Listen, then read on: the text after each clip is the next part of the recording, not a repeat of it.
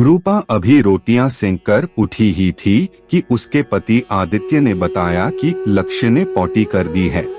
रूपा लक्ष्य को लेकर बाथरूम में आ गई और पॉटी साफ करके आदित्य को आवाज दी कि आप इसे पकड़ लीजिए तो मैं यहाँ सफाई कर दूं। जैसे ही आदित्य लक्ष्य को लेकर जाने लगा तभी सासू माँ ताना मारते हुए बोली, भाई अब क्या जमाना आ गया है, जब तक पति हाथ न लगाए तब तक कोई काम ही नहीं होता है। अभी तो एक बच्चा है तब यह हाल है, आगे न जाने क्या होगा। हमने भी तो अपने बच्चों को पाला, कभी किसी का सहारा नहीं लिया। वह जब भी आदित्य से बच्चे को लेने को कहती तो उसकी सासू माँ ऐसे ही बोलती और देवर भी सासू माँ का साथ देते हुए कहता कि भैया तो भाभी की गुलामी करते हैं। वह इन दोनों के ताने सुनती पर लड़ाई ना हो इसलिए वह चुप रहती।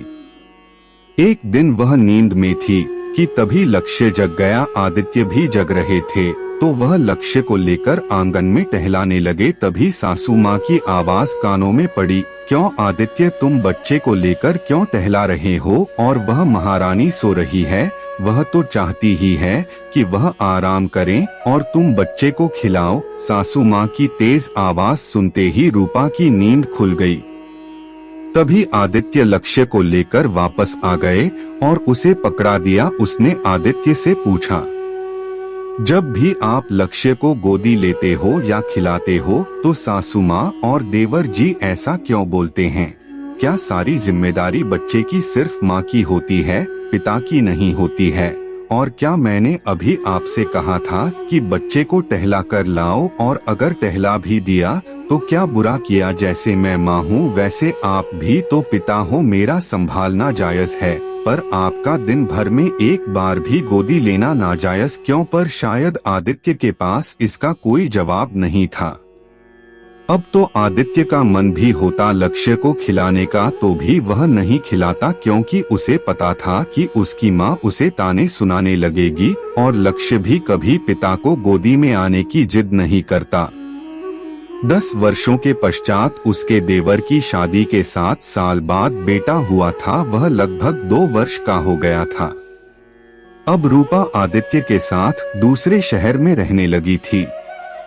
देवर के बेटे का जन्मदिन था तो वह भी पूरे परिवार के साथ यहाँ आई हुई थी। सुबह उठी तो देखा देवर जी बेटे को लेकर टहला रहे थे और देवरानी बड़े आराम से उठकर नहा धोकर रसोई में आई। अभी वह नाश्ता बना रही थी कि उसके बेटे ने पॉटी कर दी। देवर जी ने बड़े आराम से जाकर साफ कर दिया और उसको नहला धुलाकर दूसरे कपड़े पहना दिए। अब देवर जी बेटे को गोदी में लेकर बैठे हुए थे।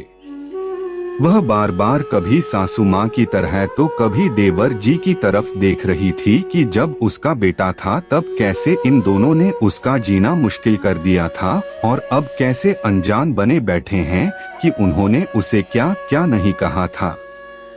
पूरे दिन भर केवल सोने और खाने पीने ही देवर का बेटा देवरानी के पास गया और पूरा दिन देवर जी उसे लेकर खिलाते रहे। कभी अगर देवर उसको बिठा भी देता तो वह अपने पिता की गोद में आने के लिए रोने लगता।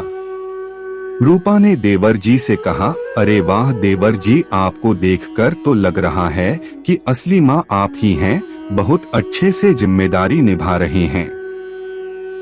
क्या करूं भाभी, यह बहुत जिद्दी हो गया है और जब तक मैं घर में रहता हूं तब तक यह यही चाहता है कि मैं इसे गोद में ही लिए रहूं, तो यह रोए न, इसलिए मैं ही इसे दिन भर लिए रहता हूं। तो अब क्या इस घर में गुलामी की परिभाषा बदल गई है क्या? मेरे बच्चे के समय तो जो कुछ भी गलत था वह अब सब सही कैसे हो गया? कभी भी इंसान को जब दूसरों के ऊपर उंगली उठानी हो तो अपने बारे में भी सोच लेना चाहिए। जब आपको यही सब करना था तो क्यों मेरे बेटे को पिता के प्यार से वंचित कर रखा था? आपको पता है कि कभी कभी उनका मन भी होता था तो केवल आप लोगों की वजह से नहीं खिलाते थे। और माँ जी आपके जब बच्चे हुए तो बुआ जी, दादी सास, ताऊ जी, ताई जी और उनके बच्चे थे तो कोई न कोई हमेशा ही आपके बच्चों को लिए ही रहता था, तब फिर आपने मुझसे झूठ क्यों बोला? मुझे सब पता चल गया है। रूपा बोली, आज सासू माँ और देवर जी के पास रूपा के सवालों का कोई जवाब नहीं था। कहानी अच्छी लगी तो वीडियो को लाइक करके चैनल को सब्सक्राइब कर दीजिए।